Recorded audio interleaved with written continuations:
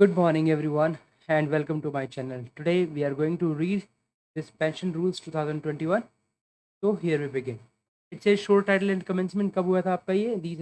rules जो है may be called TCS Pension Rules तो 2021 में आए थे. इससे पहले जो थे वो 1972 में थे. ठीक है, वो रिवाइज हो गए हैं. ठीक है, अभी आ गया 20th December 2021 में. ठीक है, तो बात करते हैं. ये आ गया था 20th December 2021 में. एप्लीकेशन की बात करते हैं, कहाँ कहाँ है. Except as provided in these rules, ये दिल शेड अप्लाई टू जो भी गवर्नमेंट सर्वेंट है, जो भी अपॉइंट हुए हैं ऑन और बिफोर 31st December 2003 से पहले पहले. ठीक है, including civilian government servants in the defence services, उनको भी अप्लाई, उनके ऊपर भी अप्लाई हुआ है. Those who are appointed substantively to a civil service और civil post in connection with the affairs of the union which are borne on pensionable establishment. ठीक है, but shall not apply to, किस पर apply नहीं होगा. Railway servant, फिर आता है आपका डेली और डेली रेटेड जो एम्प्लॉयमेंट होती है उसके ऊपर, पेड फ्रॉम कंटिजेंसीज. ठीक है, एंटाइड फॉर बेनिफिट ऑफ, जिनको कॉन्ट्रीब्यूटरी प्रोविडेंट फंड मिल रहा है उनके लिए ऑल इंडिया सर्विस पे. एंड पर्सन लोकली रिक्रूटेड, कोई भी in the diplomatic consulate office, person employment on contract accept when the contract otherwise provides हो. और पर्सन कुछ टर्म्स एंड कंडीशन, जो भी सर्विस की जो टर्म्स एंड कंडीशन उस तरीके की यहाँ पर ये एप्लीकेबल नहीं होगा. रेगुलेटेड बाय और under the provision of constitutional law the timing in force, तो उनके ऊपर ये एप्लीकेबल नहीं होगा. ठीक है, and these rule shall apply to, किस से एप्लीकेबल होगा. A government servant who put on induction training, जो कि इंडक्शन ट्रेनिंग में आ गया है कब, 31st December 2003 से पहले पहले. ठीक है, ऑन या फिर तो उस दिन या उससे पहले पहले आ गया, फॉलोड बाय अपॉइंटमेंट, फिर उसके बाद क्या हो गया, उनकी अपॉइंटमेंट हो गई. ठीक है, ऑन रेगुलर बेसिस और आफ्टर 31st December 2003, तो वो जो है उनकी पेंशन एप्लीकेबल हो जाएगी. ठीक है, provided that completion of the induction training was an essential condition, या ऑब्वियसली जो इंडक्शन ट्रेनिंग है वो एक उसका जो कंप्लीशन है that should be an essential part for the appointment. And period of training जो है that is also eligible, was also eligible for being counted as qualifying service. ठीक है, तो बात करते हैं. A government servant who was initially appointed on और before, अगर कोई भी गवर्नमेंट सर्वेंट है जो कि इनिशियली पहले या फिर इससे 31st December 2003 से पहले हुआ, तो उस केस में क्या होगा. अगर देखिए कोई भी किसी इस्टेब्लिशमेंट में डिपार्टमेंट में सेंट्रल गवर्नमेंट के जहाँ के जो एम्प्लॉयज थे they were covered under the pension scheme 1972, अगर उसमें थे. ठीक है, या फिर किसी स्टेट स्टेट गवर्नमेंट में थे, या फिर किसी ऑटोनोमस बॉडी में थे under central government state government having, जिनके पास जो है नॉन कॉन्ट्रीब्यूटरी पेंशन स्कीम थी सिमिलर टू दैट अपना 1972 वाली. ठीक है, एंड वो सब्सिक्वेंटली अपॉइंटेड आफ्टर, और इनको जो है 31st December 2003 के बाद जो है अपॉइंट हुए. ठीक है, in an establishment of a central government जहाँ पर ये रूल अप्लाई होते थे. Subject to the condition the set government servant fulfils all other conditions like for counting the service. ठीक है, मतलब ठीक है, तो इस केस में क्या होगा. इन accordance with these rules any general और स्पेशल ऑर्डर इशूड इन, तो जो भी कोई जनरल या कोई स्पेशल ऑर्डर निकलता है उसके अकॉर्डिंग काम करेंगे. ठीक है, अ government servant appointed after 31st December 2003. ठीक है, और to a civil service या post in connection with the affairs of the union if he fulfills the condition of coverage of under these rules in accordance with any general or special order, अगर कोई general या special order तो वो भी हो जाएगा. इसके अलावा subject to the provision of rule, कौन सा रूल है आपका, रूल 15 जो टेम्प्रेरी एम्प्लॉयज के लिए है. That is person who were regularly appointed in government service after but they were conferred come temporary status, मतलब इनको जिनको टेम्प्रेरी स्टेटस पहले दे दिया गया 31st December 2003 से पहले पहले. ठीक है, जैसे casual labourers grant of temporary status वाला था. ठीक है, तो जो डीओपीटी ने अपने तरफ से मेंशन किया था, तो and such temporary status is followed without interruption by regular appointment, अगर उनकी बाद में हो गई तो they are also eligible for this. The cases where in the event of a death और discharge from service on the ground of invalidation हो गया, या फिर जो है डेथ की वजह से, डिस्चार्ज की वजह से, सर्विस की वजह से. ठीक है, after 31st December 2003 covered by the, जो है एनपीएस के थ्रू कवर्ड हैं. ठीक है, जो भी 31st December के बाद जिनकी भी डेथ हुई है गवर्नमेंट सर्वेंट की, तो ऑटोमेटिकली एनपीएस के अंडर कवर्ड है. तो उसमें क्या है, बेनिफिट ऑफ इनवैलिड पेंशन तो मिलेगा, इनवैलिड पेंशन की बेनिफिट अंडर रूल 39, और फैमिली पेंशन मिलेगी. ठीक है, under rule 50 shall be payable to the government servant और इज फैमिली. ठीक है, if the government servant had exercise an option to this effect under rule 10 of the CCA of the, जो आपका एक rule 10 के अंदर आया था आपका central service implementation national pension scheme rule 2010 के अकॉर्डिंग में जो है, और in whose case the default option is for availing benefits under these rules, मतलब ऑटोमेटिकली अगर आप कोई ऑप्शन नहीं करते तब भी जो है आपका डिफॉल्ट ऑप्शन जो है ये वाला माना जाएगा आपका. The case of government servant appointed in temporary capacity, अगर मान लीजिए कोई भी गवर्नमेंट सर्वेंट है जो कि अपॉइंट है कहाँ पर, टेम्प्रेरी कैपेसिटी में है टू सिविल सर्विस या civil post in connection with the affairs of the union before 31st और हु रिटायर्ड और were retired before having been appointed to a substantive capacity, आने से पहले पहले रिटायर हो गया तो benefit under these rules shall be payable to the government servant to the extent provided in the temporary, जो temporary rule के according है वहाँ तक उनको दिया जाएगा। ठीक है, चलिए तो अब इससे आगे बात करते हैं। ठीक है, ये रहा हमारा मतलब किस किस पर रूल एप्लीकेबल होंगे और किस किस पर रूल एप्लीकेबल नहीं होंगे। फिर आता है हमारा डेफिनेशन के बाद आता है कि डेफिनेशन क्या क्या है इसकी। देखिए सबसे पहले अकाउंट्स ऑफिसर, देखिए whatever is official designation who maintains the account of a ministry that is called an account officer. ठीक है, मिनिस्ट्री डिपार्टमेंट या किसी का भी, and includes an accountant general also who is interested with the function of maintaining of accounts. ठीक है, basically जो भी करता है अलॉटी, अलॉटी मतलब जिसको घर दिया जाता है वो अलॉटी कहलाता है। ठीक है, means government servant to whom government accommodation has been allotted. Average emolument का मतलब होता है means the average emolument as determined in rule with rule number 32, जिसमें क्या कहता है लास्ट 10 मंथ्स की बेसिक पे। ठीक है, तो एवरेज एमोल्यूमेंट क्या आता है आपका, रूल नंबर 32 के अंदर दे रखा है आपका। बहुत ईजी है ये, मतलब कुछ इतना वो नहीं है, आपको जस्ट थोड़ा ध्यान देके पढ़ना है, वैसे एक बार कुछ भी नहीं है। देखिए एवरेज एमोल्यूमेंट्स मतलब क्या है, that will be determined with reference to the emolument drawn by government servant during the last 10 month of service. जो भी लास्ट 10 महीने की सर्विस में उन्होंने लिया है उसको आप एवरेज कर लीजिए, वो आपका एवरेज एमोल्यूमेंट। भविष्य, भविष्य एक ऑनलाइन ऑनलाइन सिस्टम है for sanction of retirement benefit, उसको ट्रैक करना पेमेंट करना ईजी हो जाता है और ऑनलाइन जो है सीधा आपके अकाउंट में आ रहा है, तो दैट्स अ गुड थिंग, भविष्य आया वो आपका। देन फिर आता है चाइल्ड, चाइल्ड का मतलब होता है कोई भी सन या daughter of the government servant who is eligible to receive death gratuity. ठीक है, मतलब डेथ ग्रेचुटी समझते हैं ना, जो डेथ के बाद जो ग्रेचुटी दी जाती है that is called death gratuity. ठीक है, अंडर रूल 45 और अब फैमिली पेंशन उनको मिल सके under rule 50 and the expression children shall be constitute accordingly. Dearness relief क्या होता है, जैसे वैसे हमें डी मिलता है, इनको जो है रिटायरमेंट के बाद डीआर बोलते हैं, उसको डियरनेस रिलीफ जो कि पेंशन पर मिलता है।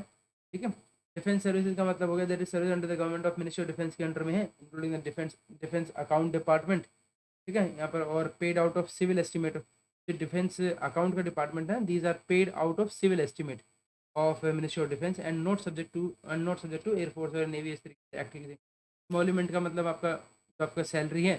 इमोल्यूमेंट का मतलब आपको बता दूं, वैसे इमोल्यूमेंट मतलब होता है आपका बेसिक पे। ठीक है, इमोल्यूमेंट का मतलब होता है सिंपल आपका बेसिक पे। क्या आगे बात करें, फॉरेन सर्विस, फॉरेन सर्विस मतलब जो भी आपकी जो सर्विस है, मतलब जो भी आपकी जो पे है और other than consolidated fund of India से आई, तो उसका फॉर्म फॉर्मेट गवर्नमेंट मतलब सेंट्रल गवर्नमेंट, गवर्नमेंट ड्यूज़ का मतलब जो भी उसके ऊपर है। ग्रेचुटी का मतलब क्या होता है, ग्रेचुटी का मतलब होता है यहाँ पर कोई भी सर्विस ग्रेचुटी हो, रिटायरमेंट ग्रेचुटी हो, डेथ ग्रेचुटी बोलते हैं, रेजिड्यू ग्रेचुटी हो। ठीक है, अब जैसे बात करते हैं सर्विस ग्रेचुटी क्या होती है भाई, सर्विस के बाद आपको जैसे आप सर्विस में हैं मान लीजिए। ठीक है, मतलब कितनी आपको पैसा मिलना चाहिए, कितना अमाउंट ऑफ जो मनी है वो कितना मिलना चाहिए, that is your service gratuity, मतलब आपकी सुपर एनुएशन की ग्रेचुटी क्या है। ठीक है, that means a government servant who retires under rule, ठीक है, after completing a qualifying service of not less than 10 years, कम से कम 10 साल की सर्विस जो है आपको पूरी करनी होती है। ठीक है, and you become eligible for grant of a pension calculated at 50% of emoluments और average emolument whichever is more beneficial to him subject to minimum of 9,000 और मैक्सिमम 1,25,000 पर मंथ। ठीक है, तो ये जो अमाउंट है इसको बोला जाता है आपका सर्विस ग्रेचुटी बोला जाता है। ये आपकी सर्विस ग्रेचुटी, और सर्विस ग्रेचुटी होने के लिए आपको कह रहा है after completing a qualifying service of not less than 10 years, कम से कम 10 साल की होनी चाहिए।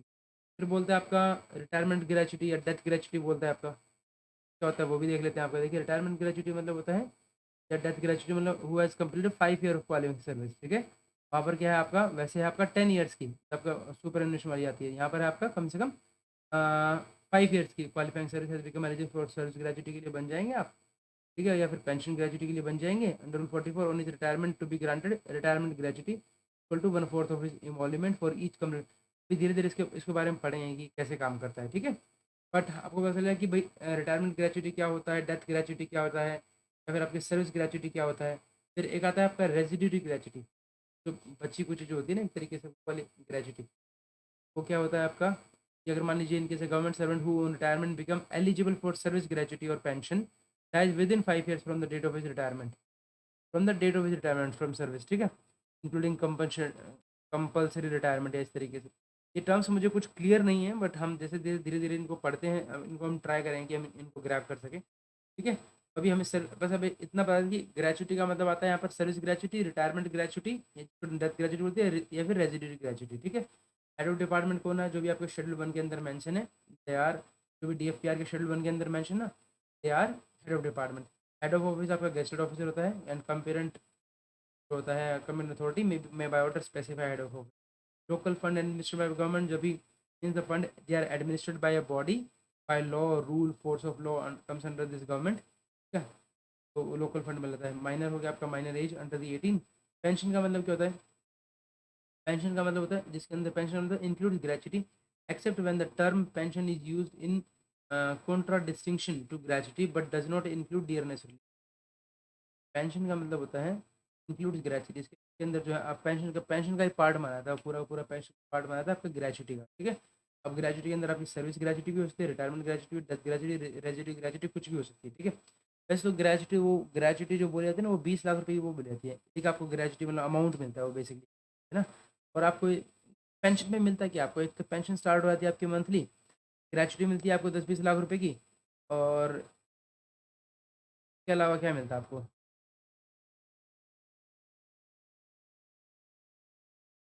इसके अलावा मिलता है आपकी पेंशन होगी और आपकी जो ईएल वगैरह जो होती है इन कैश वो मिलता है बस। तो पेंशन का मतलब है that includes gratuity except when the term pension is used in contradistinction to gratuity, ठीक है, but does not include dearness relief. इन पेंशन के अंदर आपका जो है डी आर नहीं होता है, ठीक है। पेंशन डज नॉट इंक्लूड, ऐसा होता है क्या? Includes gratuity but does not include D R, okay, बोलता है ओके। तो पेंशन के अंदर डीआर नहीं होता, डियरनेस रिलीफ नहीं होता, मतलब वो आपकी पेंशन में नहीं आता क्या? पेंशन डिसबर्सिंग अथॉरिटी, जिसे हम पीडीए बोलते हैं या फिर डीओ हो गया कोई भी इस तरीके से, लेकिन यहाँ पे पेंशन डिस्ट्रीब्यूशन अथॉरिटी को नहीं, यहाँ पर बैंक होता है, ठीक है। और वो भी जो है are selected in consultation with the Reserve Bank of India and for payment of pension of pensioners as specified by the controller general of account, बताता है। कोई भी पोस्ट ऑफिस हो गया या फिर कोई भी ट्रेजरी इंक्लूडिंग सब ट्रेजरी और कोई भी अकाउंट्स ऑफिसर, ठीक है। तो ये सब क्या है आपके ये है आपके पेंशन डिस्बर्सिंग अथॉरिटी। अब पेंशन पेमेंट ऑर्डर पीपीओ क्या होता है? That means includes N EPPO भी एक फॉर्म होता है बेसिकली, आपकी पूरे पर्टिकुलर्स भर के भेजे जाते हैं, that is called PP. Qualifying service का मतलब होता है जो भी service rendered by on duty otherwise shell be taken into account for the purpose of pension और ग्रेचुटी। रिटायरमेंट बेनिफिट का मतलब होता है पेंशन और सर्विस ग्रेचुटी और रिटायरमेंट वेर एडमिशन, ठीक है। रिटायरमेंट बेनिफिट आपको क्या क्या हो सकता है? आपको पेंशन तो मिलेगी मिलेगी, या फिर सर्विस ग्रेचुटी मिलेगी मिलेगी, या फिर कोई रिटायरमेंट ग्रेचुटी वेयर एडमिसिबल, ठीक है। सर्विस बुक का मतलब include service roll if any and treasury मतलब इंक्लूड ट्रेजरी, ठीक है। तो जो भी एफ आर के 1992 दे रखा है वही जो टर्म्स एप्लीकेबल होंगी, इसके अलावा जो इसके अंदर नहीं बता पाए हैं वो लोग। बात करते हैं government servant transferred from services and post to which these rule do not apply. अब कौन से गवर्नमेंट सर्वेंट है जो कि ट्रांसफर हो गए हैं from services and post to which जहाँ पर जो है रूल जो है एप्लीकेबल नहीं। कोई भी एक गवर्नमेंट सर्वेंट है वो transfer permanently to a service और post which rules apply after service और post which do not apply shall become subject to these rule. ये बात कहते हैं कि government servant transfer from service and post to which rules do not apply, मतलब आप जो है आपका उन जगह पर ट्रांसफर हो गया जहाँ पर जो है ये रूल अप्लाई नहीं होते हैं, ठीक है। तो उस केस में क्या कह रहे हैं? कोई भी एक गवर्नमेंट सर्वेंट था जो कि परमानेंट थे यहाँ पर, उनको ट्रांसफर कर दिया गया ऐसी सर्विस या पोस्ट पर जहाँ पर ये जो रूल है these rule apply from service और पोस्ट टू विच दीज जहाँ पर जब नहीं होते हैं, तो it shall be open to, वो उनके ऊपर होगा within 6 months of date of issue, ठीक है। 6 महीने के अंदर अंदर उनको बताना है, ठीक है, within 6 months of date of issue of is permanent transfer, ठीक है। आपको 6 महीने के अंदर अंदर बताना है कि आप जो है कौन सी वो लेना चाहते हैं। If he is on leave on that day then within 6 month और रिटर्न फ्रॉम लीव, अगर छुट्टी पर है तो वहाँ से आने के बाद जब वो ज्वाइन करते हैं कि 6 महीने के अंदर बताना है आपको to elect to be govern by the pension rules which he was subjectly immediately before the date of his transfer, ठीक है। From leave whichever is related to elect to be govern, कि उसके पास option है select कर सकते हैं to be govern by the pension rules to which he was subject immediately before the date of his transfer, उनके पास option, ठीक है। The option under the provision rule 1 shall be exercise in writing, और आपको writing में देना है ऐसा विद इन 6 मंथ के अंदर देना है और राइटिंग में देना है, ठीक है। Authority making such order of transfer उनको कमेंट करना है। और ये आपने जब आपने कर लिया once exercise it shall be final, ये आपका हमेशा फाइनल होगा, ठीक है। बात करते हैं जनरल कंडीशंस की। जनरल कंडीशंस क्या क्या हैं इसकी, किस तरीके से? देखिए यहाँ तक तो अब हमने बात करी कि किन किन पर कैसे कैसे एप्लीकेबल होगा, अभी डेफिनेशन देख लिया हमने, और हमने देखा कि अभी ये हमारा जो रूल नंबर 4 है कि गवर्नमेंट सर्वेंट अगर किसी किसी के ऊपर ये रूल एप्लीकेबल थे और वो इसे ऐसे डिपार्टमेंट में चले जाते हैं जहाँ पर नहीं है, तो they had an option to opt for that facility, right. तो हमने देख लिया पहले शोर्ट टाइटल हो गया आपका, एप्लीकेशन हो गया किन किन पर है ये, ठीक है। और उसके बाद हमने देख लिया ये जो है डेफिनेशंस क्या रही है इसकी, और एक हमने फोर्थ पॉइंट देखा कि अगर किसी दूसरे डिपार्टमेंट में ट्रांसफर कर दिया तो क्या होता है। अब हम बात करेंगे क्लेम टू पेंशन और फैमिली पेंशन। अब कौन कौन बंदा जो है, कौन कौन पर्सन जो है इस पर क्लेम कर सकता है इसके लिए कि भाई ये मेरी पेंशन बननी चाहिए, फैमिली पेंशन। देखिए, एनी क्लेम टू पेंशन और family pension shall be regulated by the provisions of these rule. इन रूल के अकॉर्डिंग चलेगा। In force at the time when a government servant retires और इज रिटायर्ड और discharge और is allowed to resign from service और dies और as the case में भी, जैसे भी टाइम होगा। तो ये चाहे वो रिजाइन होता है, डिस्चार्ज होते हैं, रिटायर होते हैं, ठीक है, डाई हो जाते हैं, कुछ भी होता है, तो वो इन रूल्स के अकॉर्डिंग चलेगा। The day on which a government servant retires और इज रिटायर्ड और डिस्चार्ज और is allowed to resign from service the case में treated as last complete working day माना जाएगा। In the date of death जो है shall be treated as complete working day. तो ये इंपॉर्टेंट है आपका ये वाला पॉइंट कि जो उनके जो डेथ है ना आपका, the the date of death shall be treated as a complete working day माना जाएगा, ठीक है, कंप्लीट वर्किंग डे माना जाएगा इसमें, ठीक है। The day a person retire होता है, डिस्चार्ज होता है, allowed to resign from service as the case में भी, shall be treated as is last complete working day, उसका लास्ट कंप्लीट वर्किंग डे माना जाएगा। एंड द डेथ ऑफ किसी और दूसरे केस में, ठीक है, किन किन केस में, अगर वो रिटायर होता है, डिस्चार्ज होता है सर्विस से, रिजाइन करता है किसी भी केस में, ठीक है, तो उनका लास्ट वर्किंग डे माना जाएगा वो। लेकिन डेथ के केस में it shall be treated as as as a complete as a and the date of death shall also be treated as, अच्छा, डेथ वाले केस में भी उसको कंप्लीटली वर्किंग डे माना जाएगा, ठीक है। तो डेथ वाले केस में, क्योंकि रिजाइन में तो है आपका कि आप वो कर सकते हो, ठीक है, रिजाइन तो आप कभी भी कर सकते हो, मॉर्निंग में कर दिया, लेकिन तब भी वो जो लास्ट डे है ना आपका, वो वर्किंग डे माना जाता है, ठीक है। तो सिमिलरली ये वाला जो डेथ के केस में भी आपका जो है ये आपका वर्किंग डे माना जाएगा, ठीक है। Provide that in case a government servant immediately before his retirement or death was absent from duty, अगर मान लीजिए आप एक दिन पहले एब्सेंट थे फ्रॉम ड्यूटी ऑन लीव और अदरवाइज और वो under suspend, the date of retirement or death shall be part of such leave or absence of suspend, ठीक है। अगर आप मान लीजिए लीव पर थे एक दिन पहले, एक दिन पहले 10 दिन की आप छुट्टी पर थे और फिर आपने इमीडिएटली आगे आपने रिटायरमेंट दे दिया, तो प्रोवाइड दैट मेरे government servant immediately before his retirement, क्या बोलते हैं, in case where the government servant जो है इमीडिएटली बिफोर हिज रिटायरमेंट, अपनी रिटायरमेंट से पहले, अपने डेथ से पहले जो है, he was absent from duty, okay, on leave और अदरवाइज वाज अंडर सस्पेंशन और अदरवाइज और अंडर सस्पेंशन, कुछ भी कारण हो, चाहे आप एब्सेंट थे उस दिन, ठीक है, चाहे आप एब्सेंट थे, चाहे आप लीव पर थे, या कोई अदरवाइज रीजन था, या फिर अंडर सस्पेंशन थे, इन केस में आपका जो डेट ऑफ रिटायरमेंट है ना आपका और death shall be part of such leave or absence, तो जो है डेट ऑफ रिटायरमेंट जो है आपका और डेथ जो है that shell be part of such leave, वो आपकी उस छुट्टी का ही पार्ट माना जाएगा, ठीक है,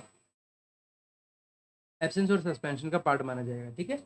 अब बात करते हैं हम रूल नंबर 6 की, limitations on number of pension की। नंबर ऑफ पेंशन की क्या कुछ लिमिटेशंस है कि इतनी ही मिल सकती है, या फिर क्या लिमिटेशंस है वो देख लेते हैं। देखिए, a government servant shall not earn two pension, two pension नहीं चाहिए इन द सेम सर्विस और post at the same time or by the same continuous service, ठीक है। तो he shall not earn two pension in the same service में नहीं लेनी है, सेम पोस्ट पे नहीं लेनी है, एट द सेम टाइम नहीं लेनी है, or post at the same time or by the same continuous service उससे नहीं लेनी है, except as provided in rule number 19 और 20। हालांकि जैसे इन्होंने रूल नंबर 19 और 20 में बोल रखा है, उस केस में मतलब आप ले सकते हो। और 19-20 क्या कहता है आपका, that is continuing of pre retirement civil service in the case of re employed और काउंटिंग ऑफ मिलिट्री सर्विस, ठीक है, जहाँ पर आपकी री एम्प्लॉयमेंट होती है वहाँ पर पॉसिबल है ये आपका। Government servant who having retired on superannuation pension और रिटायरिंग पेंशन, ठीक है, और कंपल्सरी रिटायरमेंट पेंशन, जो कुछ भी रिटायरमेंट पेंशन हो आपकी, और who is in receipt of compassionate allowance on having been dismissed और रिमूव्ड फ्रॉम सर्विस, उसको जो कंपैशनेट अलाउंस मिल रहे हैं, इज सब्सिक्वेंटली री एम्प्लॉयड, अगर उसको री एम्प्लॉय किया जाता है, shall not be entitled to a separate pension or gratuity for the period of his reemployment. तो देखिए वो कह रहा है एक्सेप्ट जो है यहाँ पर इन्होंने रूल नंबर 19 और 20 में बोल रखा है, जो कि आपका री एम्प्लॉयमेंट होता है या फिर आप आर्मी की सर्विस देते हैं, उन रूल के अलावा अगर कोई भी पर्सन जो है गवर्नमेंट सर्वेंट जो है हु हैविंग रिटायर्ड, जो सुपर पेंशन पे हो गया, रिटायर पेंशन हो गया, रिटायरिंग पेंशन पे, कंपल्सरी रिटायरमेंट पेंशन पे, या फिर who is in receipt of a compassionate allowance or having been dismissed और removed from service is subsequently reemployed, अगर उनको किया जाता है, then he shall not be entitled to a separate pension or gratuity for the period of his री employment, उसके लिए उनको कोई भी जो है वो नहीं मिलेगी, तो वो पेंशन जो है नहीं मिलेगी। तो यहाँ पर जो आप बात करते हैं रूल रूल नंबर 19 और 20 की, तो रूल नंबर 19 और 20 के केस में मिल जाएगी आपको वो, ठीक है। रूल नंबर 19 और 20 क्या कहता है आपका, that is counting of pre retirement civil service in the case of re employment government servant, या फिर counting of military service rendered before civil employment, कोई मिलिट्री सर्विस दी है तो उसके केस में, और काउंटिंग ऑफ प्री रिटायरमेंट मतलब कि एक तरीके से इन the case of re employed government servant, ठीक है। उस केस में पॉसिबल है, ठीक है। इसके अलावा इन दो के अलावा जो है आपको कहीं पर भी ये जो है अलाउड नहीं है, ठीक है। Provide that a government servant who was previously appointed in autonomous body, अगर मान लीजिए कोई भी गवर्नमेंट सर्वेंट है जो कि प्रीवियसली अपॉइंटेड था किसी ऑटोनोमस बॉडी में या फिर पब्लिक सेक्टर अंडरटेकिंग में, वो subsequently appointed with prior permission of that body or undertaking in the government service or before this will be eligible for pension and gratuity. इसलिए जब वो पर्सन जो है कोई भी ऑटोनोमस बॉडी में था और वो 31 दिसंबर से पहले पहले जो है यहाँ पर आ गए गवर्नमेंट सर्वेंट, तो he will be eligible for pension and gratuity for the service rendered in the government in addition to the pension and gratuity if any received by him from the autonomous body, से जो हमें उसे मिली है, ठीक है। तो if any received by him from the autonomous body or the public sector undertaking for the service rendered in that body or undertaking, तो वहाँ के साथ साथ उनको यहाँ पर भी मिल जाएगी। इसमें बोलता है कैसे मिलेगी आपको, provided further that the total amount of gratuity in respect of the service rendered in autonomous body और इसे shall not exceed the amount that would have been admissible taking into account the entire service rendered by the government, मतलब उसकी पूरी जितनी भी उसकी service होती है ना उससे ज़्यादा नहीं मिलेगी उसको, ठीक है। Taking into account the entire service rendered by the government servant in the body or this and the emolument भी आपका retirement from government, उनसे ज़्यादा नहीं मिलेगी। तो गवर्नमेंट सर्वेंट जो है shall deem to have been appointed in the government servant with proper permission if he had applied for the post with previous permission, ठीक है। अंडरटेकिंग क्लियरली इंडिकेट द कि एम्प्लॉय जो है resigning from the post to join the in the government service proper permission, तो उसको जो है वो काउंट की जाएगी, मतलब यहाँ पर है वो ले सकता है पेंशन, ठीक है। तो the pension if any on account of service rendered in an autonomous body they shell be paid by the concern autonomous body and there shall be no liability on the part of the government towards pension for the service rendered by the government servant in the said autonomous body or the PSU before joining his service under the government, ठीक है। वो पहले वाली जो है वो automatically जो इमोलमेंट वगैरह जो है वो सब कुछ उनको बना के दे देंगे, वहाँ का खत्म और यहाँ से एक दो राय स्टार्ट हो जाएगा उनका, ठीक है। फिर बात करते हैं pension and the family pension subject to future conduct.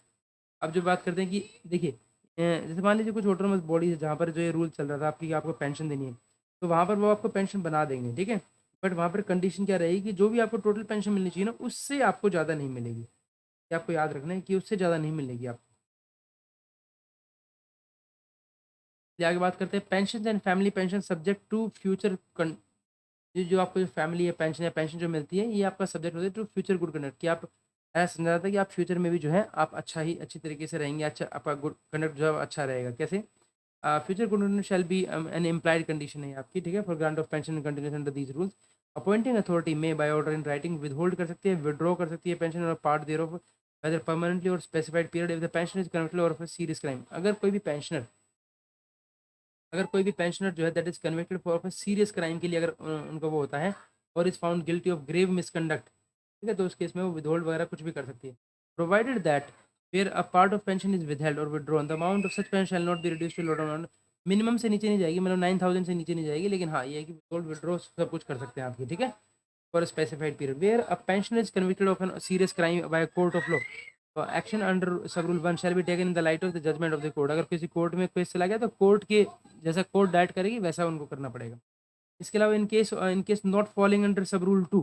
कि जो केस मतलब कोर्ट में केस नहीं गया है and if the authority refer to, मतलब जो ऊपर वाली जो अपॉइंटिंग अथॉरिटी है वो अगर अपने तरफ से चाहे consider the passion prima facie, उनको कुछ लगता है कि नहीं यार ये तो इसका प्राइमा फेसी गिल्टी है, तो उनको एकदम केस देख के लगता है ऑफ ग्रेव मिसकंडक्ट है, तो बिफोर पासिंग इज ऑर्डर वो क्या करेंगे, आपको before passing is order notice देंगे स्पेसिफाइंग द एक्शन, हम ये एक्शन जो है आप पर लेना चाहते हैं। Post calling upon him to submit, आपको 15 दिन के अंदर अंदर आप आके हमें बताइए, फिर दोबारा से 15 दिन दिए जाएंगे और for the time not exceed 15 days may be allowed by the said authority for such representation, ठीक है। टेकिंग इनटू कंसिडरेशन उसके वो करने के बाद फिर आपको एक्शन लेना है without prejudice to the provision of sub rule 3, ठीक है, मतलब जहाँ पर आपने जो है प्राइमा फेसी गिल्ट दिख रहा है उस तरह नो गवर्नमेंट सर्वेंट जिनको आपने रिप्रेजेंटेशन दिया है who having worked in intelligence और सिक्योरिटी ऑर्गेनाइजेशन में अगर आपने काम किया है ना, ठीक है, तो without prior clearance from head of में एनी पब्लिकेशन, तो आप देखिए without prejudice to the provisions of sub rule 3, ठीक है, मतलब कि वो तो आपको उसको आपको साइड नहीं करना है कि कोई भी गवर्नमेंट सर्वेंट जो है जिन्होंने काम किया है किसी भी इंटेलिजेंस एंड सिक्योरिटी ऑर्गेनाइजेशन में, ठीक है, जो कि आपके सेकंड शेड्यूल के अंदर आ दिया आरटीए के अंदर, without prior clearance from head of organisation, without मतलब उन्होंने पहले जो है क्लियरेंस नहीं लिया अपने हेड ऑफ ऑर्गेनाइजेशन से, मेकिंग एनी पब्लिकेशन की मैं किसी पब्लिकेशन कोई भी करते हैं आप after retirement of any material related to and including, कोई भी अगर आप ऐसा ऐसा करते हैं उस केस में, जैसे domain of the organisation including any reference or information about any personal or his designation and expertise knowledge gain by virtue of working or sensitive information the disclosure which would prejudicially affect the sovereignty and integrity of India, इस तरीके से। तो no government servant who having worked in intelligence including this shall without, मतलब आपको पहले जो है without prior permission आपको ये नहीं करना है, कोई भी ऐसी पब्लिकेशन वगैरह कुछ भी, ठीक है, विदाउट प्रायर क्लियरेंस आपको अपने हेड ऑफ द ऑर्गेनाइजेशन देना है, तभी आप ये कुछ पब्लिक कर सकते हैं, ठीक है। तो बोलता है द गवर्नमेंट सर्वेंट जो है who have having worked intelligence, उनको एक अंडरटेकिंग देनी पड़ती है कि अगर ऐसा कुछ भी any failure to observe such thing तो he shall be treated as, तो ग्रेव मिसकंडक्ट माना जाएगा। In the case of government servant transferred out of organisation on completion of deputation, ठीक है, the required undertaking duplicate shall be obtained and shall be kept in his service book, ठीक है। मान लीजिए आप in the case government servant transferred out of an organisation, आपने out कर दिया, वहाँ से ट्रांसफर हो गया उनका, and refer to in clause B, जो ऊपर आपका जो अंडर इंटेलिजेंस ऑर्गेनाइजेशन में थे, आपका ट्रांसफर हो गया आपका ऑन कंप्लीशन ऑफ डेपुटेशन और otherwise, and the required undertaking duplicate जो है वहाँ पर भी लेनी है और आपको सर्विस बुक के अंदर रखनी है। The head of the organisation जो है shall vest within authority to proposed decide as to whether the propose material for publication sensitive or not, वो हेड ऑफ ऑर्गेनाइजेशन डिसाइड करेंगे आपका। Whether the authority competent to pass an order under sub rule 1 is the president, अगर मान लीजिए कोई भी authority competent to जहाँ पर जो है इनके लिए प्रेसिडेंट, अगर मान लीजिए अपॉइंटिंग अथॉरिटी एक तरीके से उनका जो भी इनके ऊपर एक्शन ले सकती है, तो उसके इसमें यूपीएससी से आपको कंसल्ट करना है बिफोर एनी ऑर्डर इज पास, ठीक है। क्या आपका इंपॉर्टेंट है कि सब रूल 1 के अंडर अगर मान लीजिए कोई भी अथॉरिटी चाहती है कि उनके ऊपर कोई विड्रॉ पेंशन या कुछ भी ऐसा कुछ कर सके, तो ये आपको क्या करना है, आपको प्रेसिडेंट से आपको जो है वो लेना है, ठीक है। To pass an order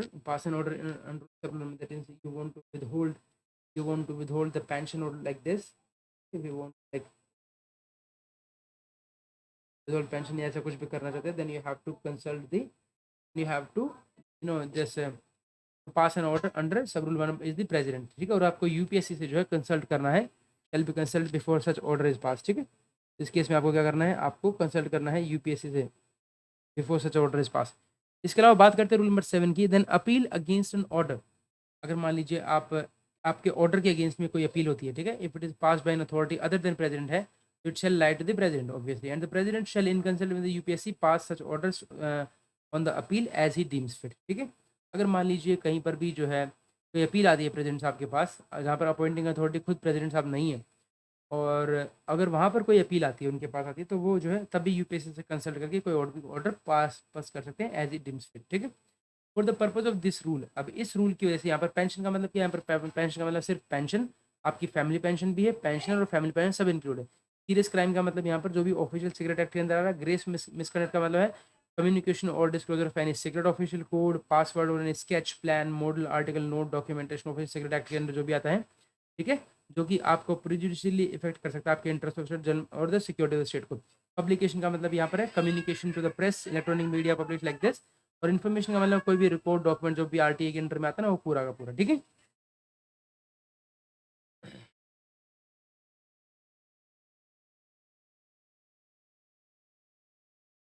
बात करते हैं हम, देखिए रूल नंबर 7 क्लियर हो गया आपका। अब बात करते हैं क्या क्या ऐसी पावर्स है टू विद होल्ड और विड्रॉ पेंशन, मतलब क्या क्या पावर्स रखते हैं, ठीक है, टू विड्रॉ।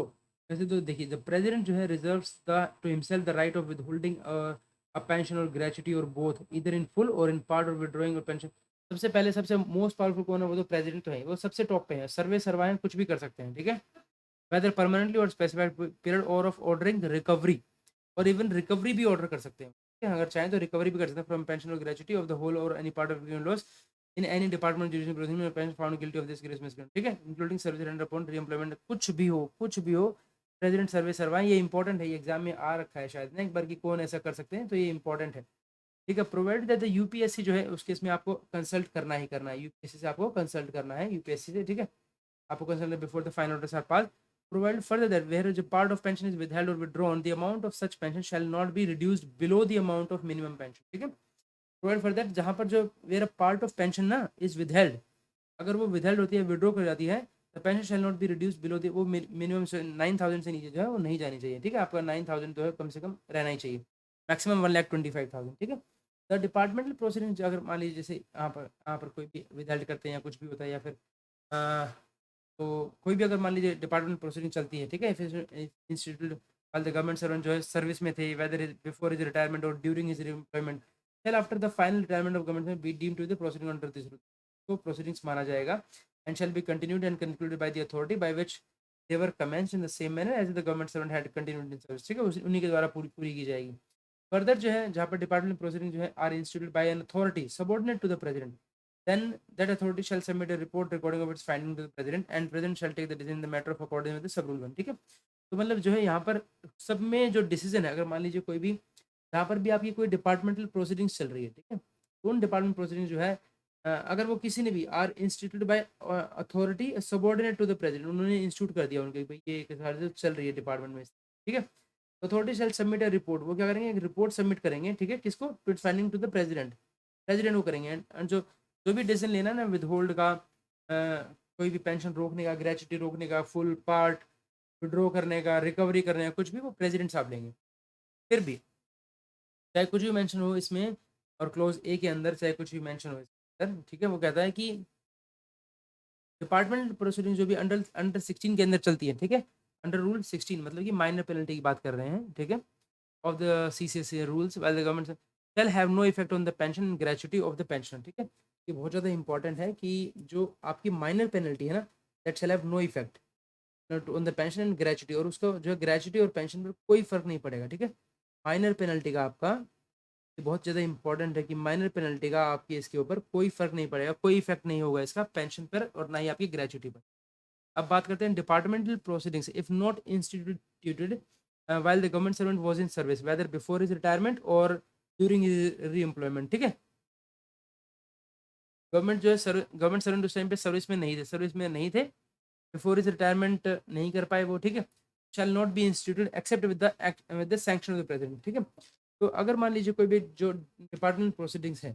ठीक है, इफ नॉट इंस्टीट्यूटेड, अगर वो शुरू नहीं हुई है, ठीक है, while the government servant was in service, अगर वो सर्विस में था, तो वो शैल नॉट बी इंस्टीट्यूट, तो वो इंस्टीट्यूट नहीं होगी except with the sanction of the with the permission of the, ठीक है, with the permission of the president की परमिशन से ही वो शुरू होंगी। ठीक है, अगर मान लीजिए आपको कोई डिपार्टमेंटल प्रोसीडिंग या तो पहले ही चल रही है तो एक बात अलग है, अगर वो शुरू नहीं हुई है तो प्रेसिडेंट के ऑर्डर से ही चलेंगी, और अगर मान लीजिए पहले ही चलती आ रही है, वो आप कुछ करना चाहते हो, तब भी आपको प्रेसिडेंट के पास रिपोर्ट भेजनी, shall not be in respect any event which took place more than 4 years before such institution। ठीक है, और आपको जो है डिपार्टमेंट प्रोसीडिंग्स कोई भी अगर नहीं चली है, ठीक है, पहले जब वो बंदे सर्विस में थे उस टाइम पे नहीं चली, या फिर उन्होंने जहाँ पर दूसरी जगह री एम्प्लॉयमेंट ले लिया तब भी नहीं चली, शैल not be in respect of any event, वगैरह कुछ भी इवेंट हो जाए,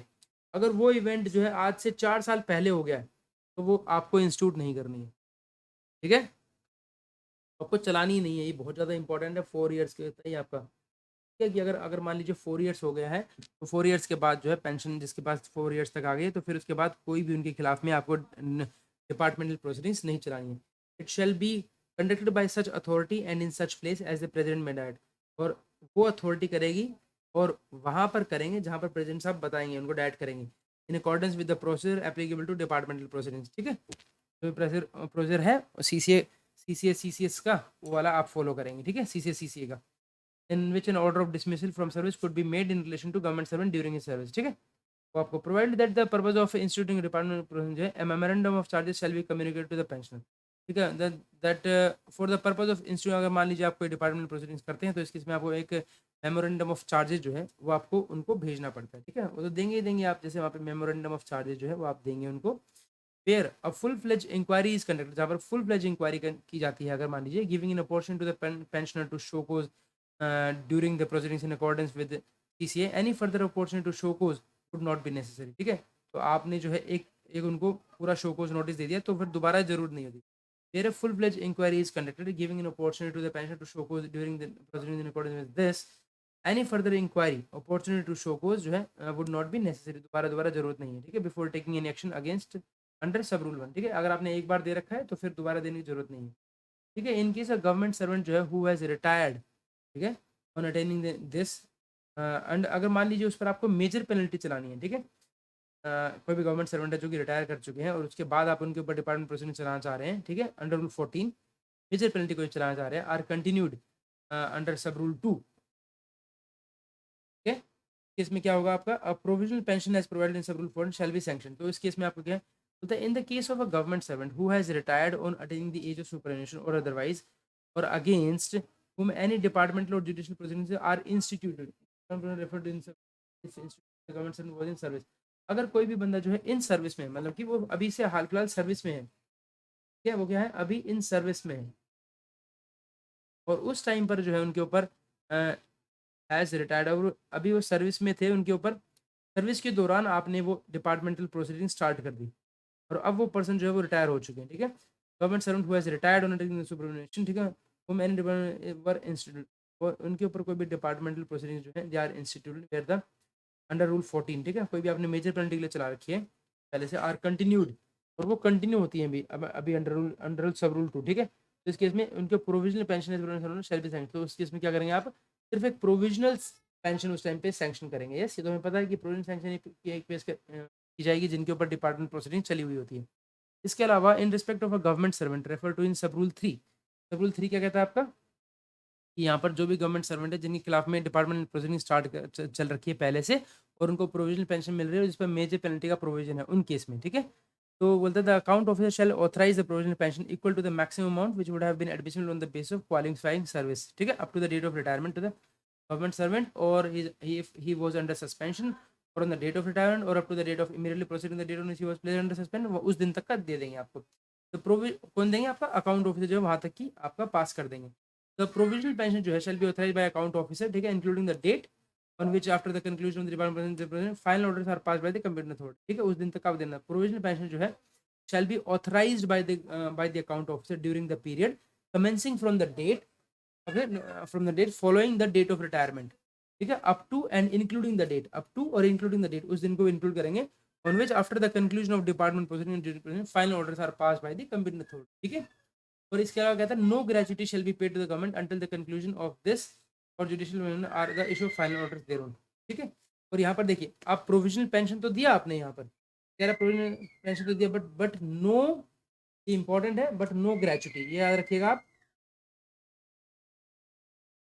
आपको याद रखना कि प्रोविजनल पेंशन तो देंगे आपकी इस केस में, लेकिन आपको ग्रेचुटी नहीं देनी है, कोई ग्रेचुटी नहीं देनी है, दैट्स इंपॉर्टेंट, ठीक है, नो ग्रेचुटी, ओके। क्या बात करते हैं, the provisions of this sub rule, okay, shall be applicable where allegations of misconduct और आर अंडर इन्वेस्टिगेशन है। ये प्रोविजन जो है इस रूल के, वहां पर शैल नॉट बी एप्लीकेबल, वहां पर एप्लीकेबल नहीं होंगे जहाँ पर allegation of misconduct are under investigation or contemplated, जहाँ पर पूरे साबित हो चुके हैं, मतलब एक तरीके से against the government, but have not actually been instituted or deemed to have been instituted according to rule number sub rule 9 till the date of retirement of the government. The pension and the gratuity in such case shall be authorized to be paid to the government servant on his retirement according to rules. देखिए, देखिए यहाँ बात करते हैं आपका, यहाँ तक gratuity नहीं देंगे, ये बात अब आपको समझ में है कि उनको प्रोविजन पेंशन दे दी ना, ग्रेचुटी नहीं देनी है, ठीक है। देखिए, कोई भी जो प्रोविजन ऑफ दिस रूल वहाँ पर एप्लीकेबल नहीं होंगे, ठीक है, it shell not be applicable, कहाँ पर एप्लीकेबल नहीं होंगे ये रूल, जो भी जिसकी हमने बात करी, यहाँ पर एलिगेशन सिर्फ बात चल रही है, सिर्फ एलिगेशंस की बात हो रही है कि allegations of misconduct are under investigation in government servant, यहाँ पर डिपार्टमेंट और जुडिशियल प्रोसीडिंग अभी अभी आप सोच रहे हैं, उनको कंटेम्पलेट कर रहे हैं, सोच रहे हैं कि ऐसे करे जाएंगे, but have not actually been institute, ठीक है, but have not actually been institute, लेकिन जो है उनको इंस्टीट्यूट नहीं किया गया अब तक, ठीक है, और deem to have been institute rule 9, ठीक है, till the date of retirement, अगर नहीं किया तो पेंशन और gratuity in such case shall be authorised to be paid to the government servant, ठीक है, provided that department provision institute after retirement अगर की जाती है of the government shall be subject to the provision, तो फिर ये ऑटोमेटिकली जो है सब रूल 2 के अकॉर्डिंग आपको वही प्रेसिडेंट साहब से ऑथराइजेशन लेके करना पड़ेगा, ठीक है। क्या बात करते हैं पेमेंट ऑफ प्रोविजनल पेंशन की, जो प्रोविजनल पेंशन है जैसे सब रूल 4 के अंदर गया है, shall be adjusted against final retirement benefits, ठीक है, sanction to such government servant upon conclusion of such proceedings, but no recovery shall be made where the pension finally sanctioned is less than the provision sanction or the pension is reduced or withheld either permanently or in a specified period। देखिए क्या कहता है आपका कि कोई भी payment अगर आप प्रोविजनल पेंशन दे दी, अब आपने उनके खिलाफ कोई डिसिप्लिनरी एक्शन चल रहा था तो आपने उसके बेस पे उनको जो है प्रोविजनल पेंशन स्टार्ट कर दी। कोई भी जब आप प्रोविजनल पेंशन स्टार्ट करते हैं अंडर रूल सब रूल 4 शैल बी एडजस्टेड, उसको एडजस्ट करना है अगेंस्ट फाइनल रिटायरमेंट बेनिफिट्स, ठीक है। ऑब्वियसली जो फाइनल रिटायरमेंट देंगे आप उसको, मान लीजिए वो बरी हो गए एकदम से, तो पूरा देंगे ना उसको, तो वो वाला जो पहला जो आपने प्रोविजनल पेंशन में दिया उसको एडजस्ट करेंगे ना आप against final retirement benefit sanction to such government servant upon conclusion of such proceedings, yes देंगे, बट किसी भी केस में but no recovery shall be made फिर the pension finally sanction is less than the provision. लेकिन ये कहते हैं कोई भी रिकवरी इस केस में पॉसिबल नहीं होगी अगर मान लीजिए वो प्रोविजनल पेंशन जो आपने दी वो प्रोविजनल पेंशन जो है, अगर अब जो आप जो दे रहे हैं पेंशन इसको, जो आपने फाइनली सैंक्शन किया है, ठीक है, if it is less than the provisional sanction,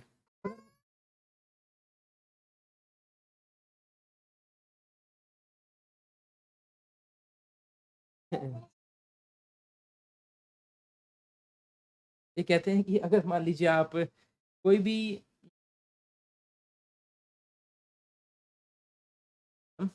हाँ, कि रिकवरी कोई भी जो है shall be made where the pension finally sanction is less than the provisional pension, ठीक है, और द पेंशन इज रिड्यूस्ड और विदहेल्ड इधर परमानेंटली और for a specified period. But देखिए कोई भी, ये इंपॉर्टेंट पॉइंट बनता है आपका यहाँ से, ठीक है, कि आप किसी भी केस में उनसे रिकवरी नहीं करेंगे अगर उन जो पेंशन है जो आप फाइनली सैंक्शन कर रहे हैं वो अगर लेस है प्रोविजनल पेंशन से, ठीक है, और द पेंशन इज रिड्यूस, अगर पेंशन जो है उनकी रिड्यूस की जाती है या फिर विदहेल्ड कर जाती है इधर परमानेंटली और फॉर अ स्पेसिफाइड पीरियड, तब भी रिकवरी अलाउड नहीं है, ठीक है। यहाँ पर जो प्रेसिडेंट डिसाइड करते हैं not to withhold or withdraw orders recovery of pecuniary loss from pension,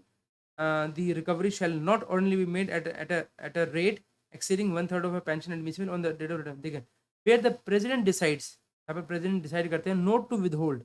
withhold नहीं करनी और not to withdraw pension, pension recovery नहीं करनी, बट ऑर्डर्स, बट लेकिन इसके अलावा प्रेसिडेंट साहब कहते हैं कि ठीक है भाई आप उनसे पेंशन मत विड्रॉ कीजिए ना विड्रॉ कीजिए, लेकिन जो पैसा गया वो रिकवरी कर लीजिए, ठीक है, बट ऑर्डर्स क्या करते हैं, लेकिन उसके अलावा ऑर्डर करते हैं फिर रिकवरी कर लीजिए इनसे, ठीक है, order recovery of pecuniary from pension, ठीक है, तो जो भी रिकवरी होगी shall not only be made at a rate exceeding one third of its pension admissible, जितनी भी वो जो पेंशन गई है उससे वन थर्ड से ज़्यादा नहीं होगी, ठीक है, उनकी जो है वन थर्ड से ज़्यादा पेंशन से रिकवरी नहीं होगी। जैसे मान लीजिए उनकी पेंशन कितनी भी चले, प्रोविजनल पेंशन मान लीजिए सबसे लोएस्ट मिनिमम 9,000 चल रही है, तो भी जो है सिर्फ 3,000 से ज़्यादा आप उनसे नहीं ले सकते हैं, ठीक है। फर्दर द प्रेसिडेंट जो है किसी भी टाइम इधर ऑन इज ओन मोशन या फिर रिकॉर्ड्स को बुला के अपने पास इंक्वायरी कर सकते हैं, रिवाइज कर सकते हैं कोई भी ऑर्डर, ठीक है, after consultation with UPSC and may confirm modify set aside remit, जो मर्जी चाहे एज ई डीम फिट सब कुछ कर सकते हैं, सर्वे सर्वा है कुछ भी कर सकते हैं, ठीक है। नेक्स्ट बोलते हैं provided that no order enhancing the amount of pension और ग्रेचुटी टू बी विदहेल्ड और विड्रॉन, प्रोवाइडेड की कोई भी ऑर्डर जो है enhancing the amount of pension और ग्रेचुटी टू बी विदहेल्ड और withdrawn shall be made by president unless the government servant concerned has been given a reasonable proportion। देखिए कोई भी ऑर्डर चाहे आप उसमें enhancing the amount of pension है या gratuity to be withheld, no order enhancing the amount of pension और gratuity to be withheld or withdrawn shall be made by the president unless the government servant concerned has been given a reasonable portion of making representation। मतलब ऐसा नहीं है कि सिर्फ घटाने घटाने के चक्कर में रिप्रेजेंटेशन देनी है, नहीं, अगर आप एनहेंस करना चाहते हैं उस केस में भी, ठीक है, और आप विदहेल्ड या विड्रॉ करना चाहते हैं उस केस में भी, ठीक है, even by the president unless the government solution has been given reasonable opportunity, उसको एक मतलब उसको रिप्रेजेंटेशन का टाइम देना है आपने, ठीक है, against the order proposed and except after consultation with the UPSC, ठीक है, against the order proposed and except after consultation जो है आपको वो तो करनी ही करनी है after consultation with the UPSC, ठीक है। फिर बोलते हैं the president may at any time either और ऑन मोशन, कोई स्पेशल सर्कमस्टांस ऐसे कुछ आ गए, ठीक है, और कोई न्यू मटेरियल ऑफ एविडेंस आ गया तो अपनी तरफ से बुला के सब कुछ चेक कर सकते हैं, नो ड्रेनेंस द अमाउंट उसको एक जो है क्या दिया जाएगा रीजनल रिप्रेजेंटेशन के लिए दी जाएगा against the order propose in consultation with the UPSC, ठीक है, वो तो इनवेरिएबली आपको यूपीएससी से तो कंसल्ट करना ही है। Further for the purpose of this rule, a departmental proceedings such shall be deemed to be instituted on the date on which a statement of charges is issued to the government servant। देखिए कोई भी एक departmental proceeding जो है shall be deemed to be instituted, उसी दिन deemed मानी जाएगी on the date on which the statement of charges is issued, जिस दिन उसके स्टेटमेंट ऑफ चार्ज इशू किए जाते हैं उसी दिन से मानी जाएगी ये जो है उस दिन से शुरू हो गई है, ठीक है, to the government servant mention or the government servant has been placed under suspension है from an earlier date on such date and, तो or if the government servant has been placed under suspension from an earlier date, उससे तो उनसे एक दिन पहले मानी जाएगी या फिर ऑन सच डेट उस दिन मानी जाएगी, ठीक है। तो ये कहना चाह रहा है कि आपकी डीम्ड मानी जाएगी, ये डीम्ड टू बी इंस्टीट्यूटेड मानी जाएगी, ठीक है, आपकी डिपार्टमेंट प्रोसीडिंग्स जो है ऑन द डेट ऑफ जिस दिन आप स्टेटमेंट ऑफ चार्जेस जो है ना, ठीक है, इज इशूड इशू किए जाते हैं या फिर सर्व किए जाते हैं टू द गवर्नमेंट सर्वेंट और pensioner, if the government servant has been placed under suspension, या फिर गवर्नमेंट सर्वेंट को जिस दिन सस्पेंशन कर दिया जाता है उसी दिन से ये मान लिया जाता है कि भाई जिनके खिलाफ जो है डिपार्टमेंट प्रोसीडिंग स्टार्ट हो गई है, ठीक है, और ऑन सच डे, ठीक है। फिर दूसरा बोलता है कि judicial proceedings shall be deem to be institute. Judicial proceeding कब कब मानी जाएंगी? इन द केस ऑफ अगर क्रिमिनल प्रोसीडिंग्स है, date on which the complaint और रिपोर्ट ऑफ पुलिस ऑफिसर और ऑफ द जिस दिन भी मजिस्ट्रेट ने कॉग्निजेंस ले लिया उस दिन से मानी जाएंगी। और या फिर सिविल प्रोसीडिंग्स है जिस दिन सूट फाइल हो गया केस के अंदर, ठीक है, उस दिन मानी जाएंगी, ठीक है। फिर इसके अलावा बोलते हैं द एक्सप्रेशन मिसकंडक्ट का मतलब क्या होता है? मिसकंडक्ट का मतलब याद है कोई भी act done or omitted to be done by the pensioner during the period of service including service rendered upon re-employment, ठीक है, which was in violation of conduct rule। तो पूरा जो इसमें पूरा कंडक्ट रूल के अंदर दे रखा है वही पूरा मिसकंडक्ट है। एक्शन अंडर सब रूल में भी टेकन इफ अगर मान लीजिए यहाँ पर सब रूल 1 क्या कहता है आपका कि जिसमें आपको विड्रॉ वगैरह कुछ भी कर सकते हैं, ठीक है, तो आप क्या कर सकते हैं, विड्रॉ कर सकते हैं उसकी पेंशन और बहुत बहुत कुछ कर सकते हैं, विद हेल्ड कर सकते हैं, रिड्यूस कर सकते हैं, रिकवरी कर सकते हैं, कुछ भी कर सकते हैं, ठीक है। अगर ऐसा होता है if pensioner is found guilty, अगर मान लीजिए कोई भी पेंशनर जो है वो गलती भी मिलता है उनकी, भाई हाँ इनकी गलती है, मान लीजिए कोई भी करप्ट प्रैक्टिस जो है ड्यूरिंग सर्विस कर रहे थे, या फिर कोई मिसकंडक्ट आ गया, ठीक है, या फिर कोई misconduct regarding is in relation two is duty या फिर in case of pecuniary loss, ठीक है, तो इस केस में क्या होगा, एन एक्शन अंडर, तो वो पहला वाला जो अंडर रूल ना विद हेल्ड और ये सब कुछ वाला ये ऑटोमेटिकली चल जाएगा, ठीक है। तो the action under sub rule 1 may be taken if the pensioner is found of guilty of any corrupt practices during service, any misconduct हो गया, or any misconduct pecuniary loss to the government. इसमें civil proceedings का मतलब है यहाँ पर civil suit filed by the government only, ठीक है, बाय द गवर्नमेंट ओनली, ऐसे नहीं किसी ने भी कर दिया, गवर्नमेंट सूट जो फाइल सूट करती है तब वो माना जाएगा, ठीक है। President has the right to withhold withdraw the pension full और एब्सोल्यूट, फाइनल ऑर्डर जो है rule 9 will be issued in the name of president only, ठीक है। तो प्रेसिडेंट सर्वे सर्वा है बस, मैं तो ये कहूँगा।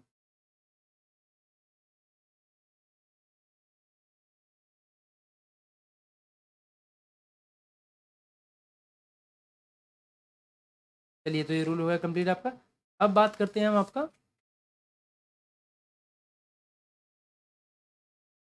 बात करते हैं आपका कमर्शियल एम्प्लॉयमेंट आफ्टर रिटायरमेंट, ठीक है, कि क्या आप रिटायरमेंट के बाद कोई कमर्शियल एम्प्लॉयमेंट ले सकते हो? कमर्शियल एम्प्लॉयमेंट आफ्टर रिटायरमेंट, देखिए, if a pensioner who immediately before his retirement was a member of a group A and wishes to accept any commercial employment after retirement, okay, अगर आप group A service से belong करते हैं, ठीक है, pension immediately before his retirement was a member of a group A services, आपके थे आप पहले service, and wishes to accept any commercial employment before the expiry of 1 year from the date of his retirement, ठीक है, before the expiry of 1 year from the date of his retirement, आपकी date of retirement से जो है 1 साल पहले आप कुछ करना चाहते हैं, मतलब कोई कमर्शियल एम्प्लॉयमेंट लेना चाहते हैं before the expiry of 1 year, he shall obtain the previous sanction of the government to such action by submitting application form 1, ठीक है, आपको प्रीवियस सैंक्शन लेना है, ठीक है। लेकिन कब पेंशनर जो है, इफ पेंशनर कह रहा है वो immediately before his retirement was a member of group A service का था and he wishes to accept any commercial employment, ठीक है, before the expiry of 1 year, okay, from the date of his retirement, यानी कि अपने retirement के 1 साल के अंदर अंदर before the expiry of 1 year from the date, okay, retirement के पेंशनर की बात हो रही है यहाँ पे, पेंशनर, ठीक है, कोई पेंशनर है ग्रुप ए सर्विसेज से और वो अपनी रिटायरमेंट के 1 साल के अंदर अंदर जो है कहीं पे भी कहाँ पे कमर्शियल एम्प्लॉयमेंट अगर लेना चाहते हैं आप, ठीक है, कौन सी कमर्शियल एम्प्लॉयमेंट की बात हो रही है, लिए क्या करना पड़ेगा आपको, प्रीवियस सैंक्शन लेनी पड़ेगा, provided to the government servant who was permitted by government, अगर उनको दे दिया तब भी during is leave preparatory to retirement और during refuse leave shall not be required to obtain subsequent. अगर मान लीजिए कोई भी गवर्नमेंट सर्वेंट है तो परमिट कर दिया था by the government to take up a particular form of commercial employment during leave preparatory to retirement और ड्यूरिंग रिफ्यूज लीव, और ड्यूरिंग रिफ्यूज लीव, ठीक है, shall not be required to obtain subsequent, आपको फिर जो है नहीं लेनी है, ठीक है, आपको फिर जो है सब्सिक्वेंट परमिशन नहीं लेनी है, नॉट रिक्वायर्ड। अगर आपको पहले से ही परमिट कर दिया गया है कब, लीव प्रिपेरेटरी टू रिटायरमेंट के टाइम पे कर दिया है तो फिर दोबारा नहीं लेनी है। फिर इसके बाद बोलते हैं that he shall not negotiate for commercial employment during service without permission and such permission shall not be given unless there are special reason for doing so. Further that a government servant जो है shall not negotiate for commercial employment during service without prior permission of the administrative and such permission shall not be given unless there are special reason for doing so, ठीक है, नहीं करना है आपको। उसके बाद बात करते हैं आपका रूल नंबर 2 कहता है इसी का, the subject to the provision of sub rule 3 जो नीचे दे रखा है, द गवर्नमेंट है may by order in writing on application by him by pension क्या कर सकते हैं, ग्रांट कर सकते हैं नेसेसरी परमिशन को, रिफ्यूज कर सकते हैं, और वो अगर रिफ्यूज करते हैं तो आपको रीजंस को रिकॉर्ड करना है। इन ग्रांटिंग और refusing the permission to a pension for taking the commercial employment shall have regard to following factor कि कोई भी whether no objection for the proposed post retirement covenant has been obtained, या फिर जो है the officer has been privy to sensitive or strategic information in the last 3 years, ऐसा कुछ है।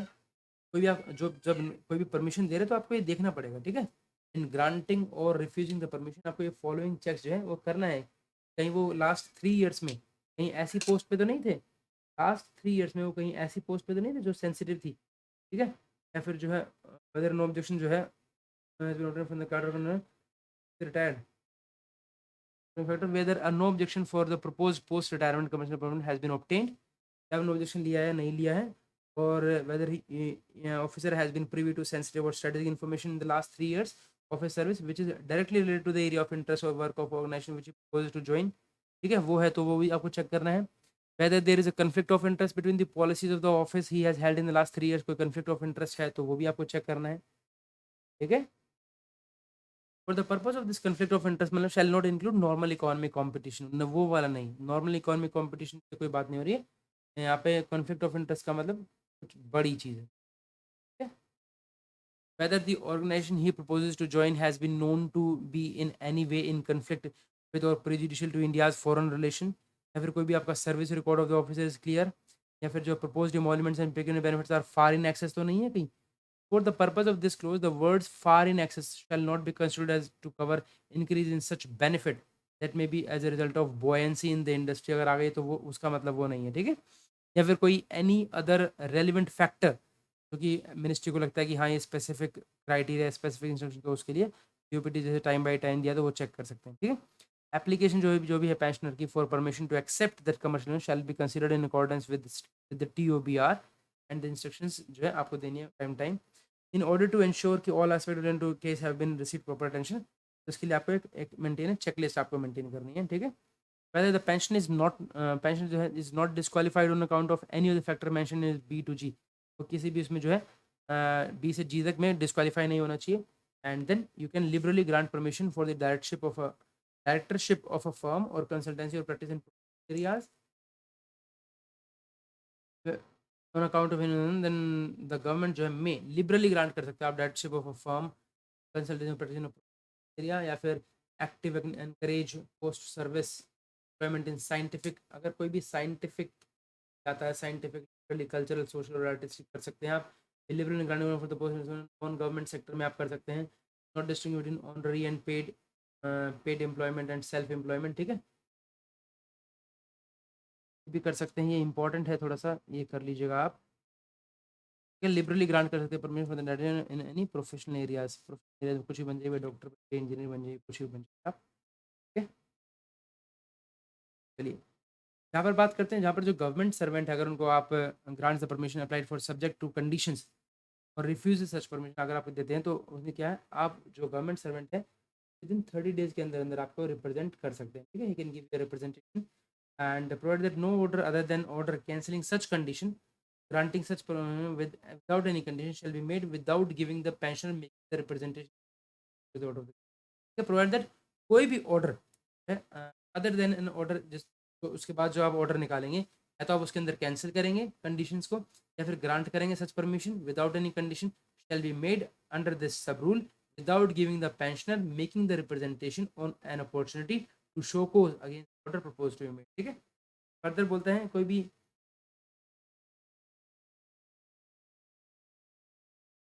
नो ऑर्डर जो है other than this order cancelling such condition या फिर granting such permission without any condition shall be made under this rule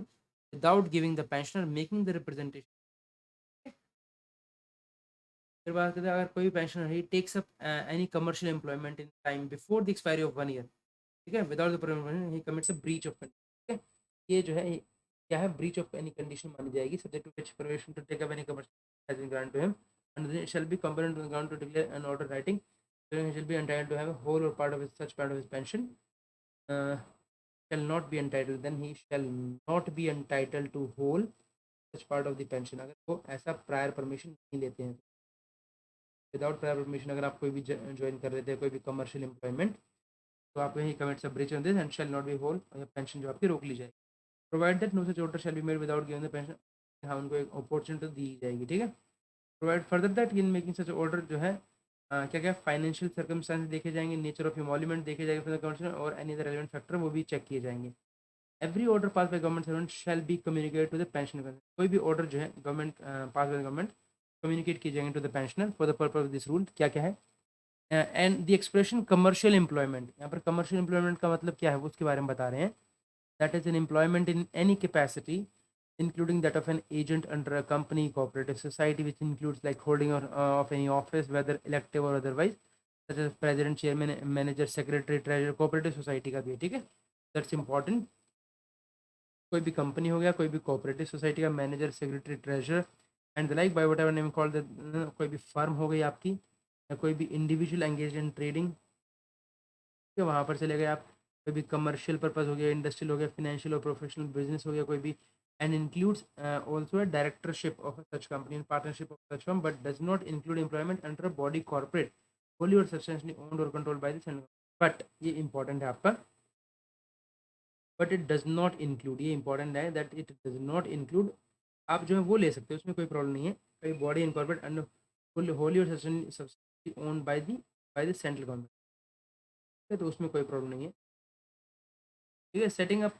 practice और इधर independently और as a partner of firm as advisor or consultant matter with respect to pension, like he has no, कोई भी आपके पास professional qualification नहीं है लेकिन तब भी आपको वहाँ पर हायर किया जा रहा है, ठीक है, relatable to his official knowledge और एक्सपीरियंस, ठीक है। सेटिंग अप अ प्रैक्टिस इधर इंडिपेंडेंटली और as an partner of this, यहाँ पे कमर्शियल का मतलब होता है, यहाँ पर आपका क्या होता है, सेटिंग अप अ प्रैक्टिस इधर इंडिपेंडेंटली और as a partner, an advisor or concerned in matter of in respect of which the pensioner has no professional qualification related to his official knowledge or experience, has professional qualification but the matters in respect of which such practices to be set up are such as are likely to give his clients an unfair advantage by reason of his previous या फिर undertake work involving liaison or contact with the office or office of the government, ठीक है। तो वो भी नहीं होना चाहिए कि मतलब आपको जो है कोई आप एक इस तरीके से प्रैक्टिस तो कुछ डेवलप नहीं कर रहे हैं इंडिपेंडेंटली एज अ पार्टनर या एज एडवाइजर कंसल्टेंट, जहाँ पर आपके पास has no professional qualification and the matters in respect of which the practice is set up is carried on relative, आपकी सिर्फ ऑफिशियल नॉलेज की बेसिस पर आप करते हैं, या फिर आपके पास कोई प्रोफेशनल क्वालिफिकेशन है but the matter in respect of which has professional qualification but likely to give his clients an unfair advantage देगी by reason of his profession, कि आपका ऑफिशियल जो है इस तरीके था, या फिर has to undertake work involving liaisoning वाला कोई वर्क है, वो सब कुछ भी चेक करना है, वो भी आपका कमर्शियल एम्प्लॉयमेंट में आ जाएगा। इसके अलावा expression date of retirement in relation to government service, re employment after retirement without any break, ठीक है, either in same or group a post under the government servant or in any other equivalent government means the date on which such government servant finally ceases to be re-employment in government service, को बोला जाएगा। The expression date of retirement in relation to a government servant, re-employment after retirement without any break, either in the same or in another group a post under the government or in any other equivalent post under state government means the date on which such government servants finally ceases, जब आप finally cease करते हैं ना, you finally cease to be so employed, that is called your date of retirement, ठीक है। Clear हो गया आपका। रूल नंबर 10 कर लेते हैं आपका। रूल नंबर 10 कहता है employment after retirement under a government outside India. अब आफ्टर रिटायरमेंट जो है आउटसाइड इंडिया ले सकते हैं क्या, बोलते हैं if a pensioner who immediately before his retirement was a member of group A services and wishes to accept any employment under the government outside India, he shall obtain the previous permission लेंगे, ठीक है। इस case में permission लेंगे आपको central government की, and no pension shall be payable to a pensioner who accept such an employment without proper, pension नहीं देनी अगर आपको ये ऐसा करता था in respect of any period for which he is employed for or such longer period as the government may direct, or provide that government servant who was permitted employment outside India during his leave provided to shall not be required to देनी आपको, और कोई भी request जो permission आती है तो इन accordance with this TOBR होगी, ठीक है। इस तरीके से हमने जो है अपना ये देखिए यहाँ तो ये बहुत इंपॉर्टेंट चैप्टर है आपका क्वालिफाइंग सर्विस ना, बहुत ज़्यादा इंपॉर्टेंट चैप्टर है। यहाँ तक तो आपका क्लियर हो गया है अब तक पेंशन वाला part, right? And we have done, I think we have done a wonderful job कि काफ़ी टाइम हो गया था, we could not start this, हमने आज इसको रिवाइज कर लिया है एक बार, ठीक है? तो in this video we just stop here, and in the next video we will complete the upcoming one. All right, with this, thank you so much and have a great day.